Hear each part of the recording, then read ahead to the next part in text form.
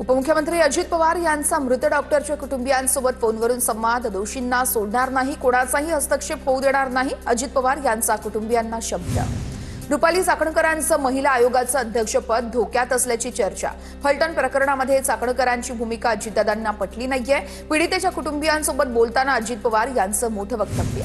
फलटणमधील घडलेली घटना माणुसकीला काळीमा फासणारी आहे. महिला डॉक्टर आत्महत्या प्रकरणाचा रामराजे नाईक निंबाळकरांकडून निषेध. कुणामुळे झालं, कसं झालं यावर मला बोलायचं नाहीये, पण या घटनेनं लागलेला कलंक धुवून काढायचा आहे. रामराजे निंबाळकरांची प्रतिक्रिया. 8 दिवसामध्ये न्याय न मिळाल्यास पोलीस ठाण्यासमोर नग्न आंदोलन करणार. महिला डॉक्टर आत्महत्या प्रकरणात सामाजिक कार्यकर्ते रमेश पाटलांचा सरकारला इशारा. एकनाथ खडसेंच्या घरी चोरी करणाऱ्या तिघांची पोलिसांना ओळख पटली. तिघेही चोरटे उल्हासनगरमधील असून नातेवाईकांकडे आले असताना चोरी केल्याची माहिती. चोरट्यांनी चोरी करताना वापरलेल्या दुचाकीसह चोरलेल्या 3 बॅगाही हस्तगत केल्याची पोलिसांची माहिती. फेसबुक लाईव्ह करत एका महिलेचा रुपाली पाटलांवर गंभीर आरोप. रुपाली पाटलांनी गुंड पाठवून हल्ला केला असा महिलेचा आरोप. रुपाली पाटलांना राष्ट्रवादीमधून निलंबित करा, महिलेची मागणी. अमरावतीच्या तळेगाव दशासरमध्ये अजित पवारांच्या गाडीला काळे झेंडे दाखवले. कर्जमाफीच्या मागणीसाठी शेतकऱ्यांनी अजित पवार यांना काळे झेंडे दाखवले.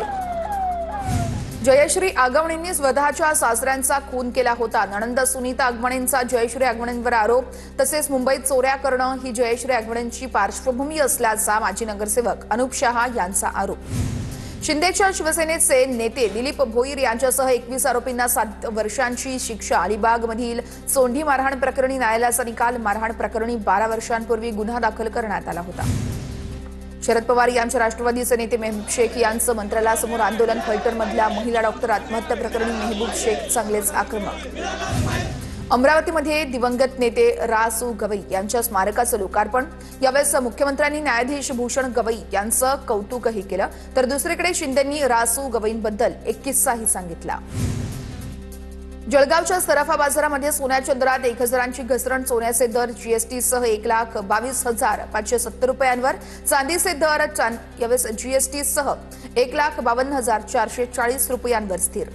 नाफेड आणि एनसीसी मार्फत सोयाबीन, मूग तसेच उडीद हमीभाव खरेदीला 15 नोव्हेंबरपासून सुरुवात होणार. सरकारकडून एकूण 90 दिवस सोयाबीन खरेदी प्रक्रिया सुरू राहणार असून खरेदी प्रक्रियेसाठी 30 ऑक्टोबरपासून नोंदणी प्रक्रिया बंधनकारक असणार.